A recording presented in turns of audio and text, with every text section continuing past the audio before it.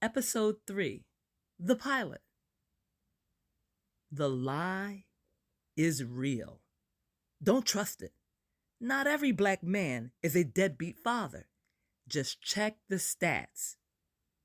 Keith Roberts carefully turns these thoughts over in his head as he reads the moving lips of a female client.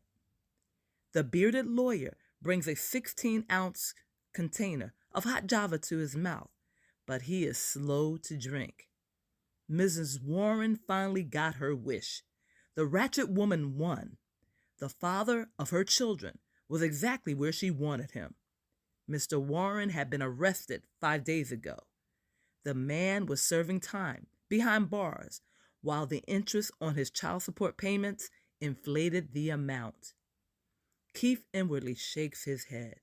Sometimes he hated practicing divorce law. The smell of freshly brewed coffee immediately affects his mood and uplifts his spirit. Working as a partner at the Inusi Syndicate is grueling and fast-paced. The prestigious black law firm is growing expeditiously, and so too is the client list of the ambitious lawyer. It's the most challenging job of his career.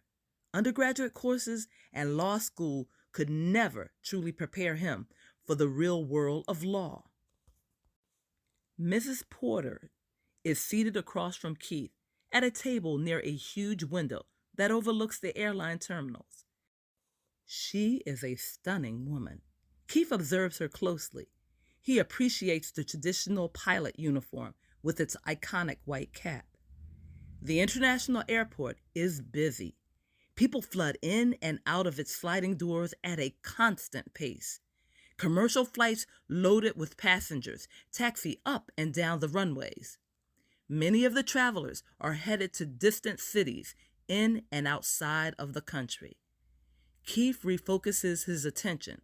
He takes in the disturbed expression of Mrs. Porter. He is saddened by the dissolution of her marriage. It is obvious to him that both parties involved care for one another. Why hadn't marriage counseling worked for the Porters? Had the black couple hired a culturally sensitive marriage counselor? Was the rift in their relationship too great?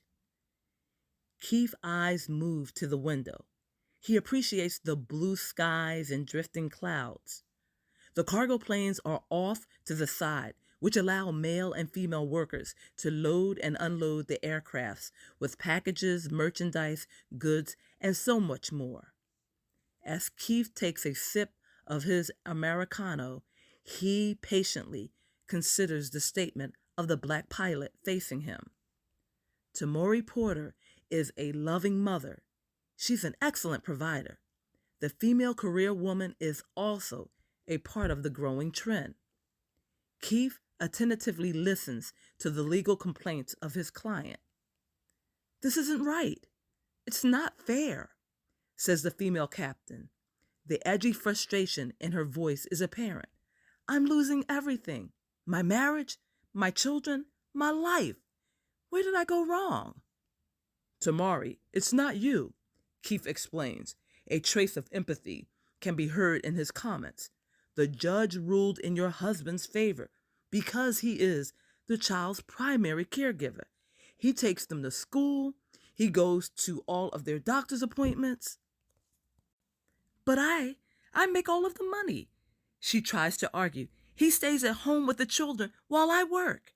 "Exactly," Keith agrees. "The family courts only care about upholding the tradition of your family. They simply want to maintain the status quo." Tamari looks confused. She continues to ignore the surrounding activities of the bustling restaurant. "What is the tradition of my family? What is the judge looking at?" Keith answers bluntly. He sees you as the breadwinner. You are the stable moneymaker. Therefore, you are responsible for paying all of the bills. What are you saying? Is that true?" Tamari struggles with comprehension. "Even though we are getting a divorce, I must pay alimony, child support, and all of his attorney fees?" "Yes," Keith confirms. "He will need your financial support. Your husband is not able to do it alone. But he has a job. He works from home. My husband is a writer. Mrs. Porter, your husband must maintain the lifestyle he and your children are accustomed to. Then he should never have asked for a divorce. He should have stayed married. She huffs. You mean to tell me, she laughs cynically, in addition to him filing for divorce that I never wanted, my husband gets full custody of my kids and most of my money? Keith considers his next words before he speaks. Legally, a portion of your income belongs to him. He was your husband for 7 years. I was also his wife and a devoted mother, she stresses the fact. I can appeal for full custody determination, but you may need to cut back on your flight hours. I can't give up my job. How will we all survive? Oh, that man. I am so ready to strangle him. Let me see what I can do, he offers. I'll meet privately with your husband's lawyer and the judge. Please do something, Keith. I can't take this anymore. Not another defeat. My entire world is collapsing. Everything is out of my control, admits Tamari.